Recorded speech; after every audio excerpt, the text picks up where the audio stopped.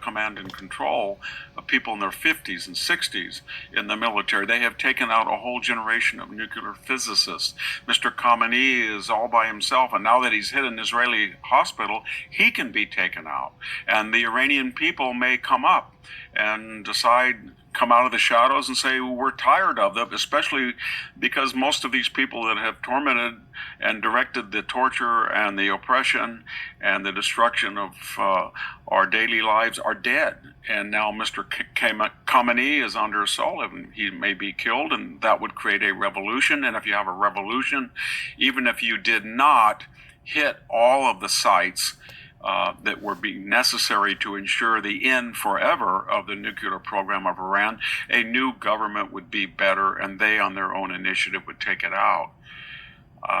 That's an optimistic appraisal. Here's a realistic appraisal: that Donald Trump is going to wait for at least a week, and he's going to see if the Israelis can come up on their own with a formula in lieu of a bunker buster to diminish or actually end all of these nuclear infrastructures viabilities. And what do I mean by that? Send commandos on the ground. Take F-35s with small bunker busters just again and again every day.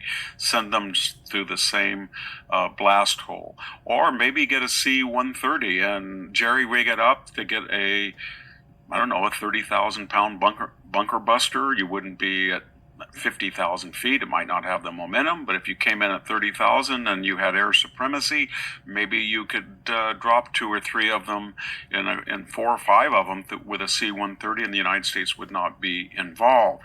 And then more importantly, Israel is achieving complete supremacy of the air, and by that I mean not just the ability to go into Iranian airspace, but more importantly, to diminish both the number and the effectiveness of Iranian missiles that are landing in Israel. As far as the MAGA base, the fact that Donald Trump said that he would take up to 2 weeks to make that decision, and that he's talked to people in the MAGA base, and he's assured them there's not going to be a lot of boots on the ground.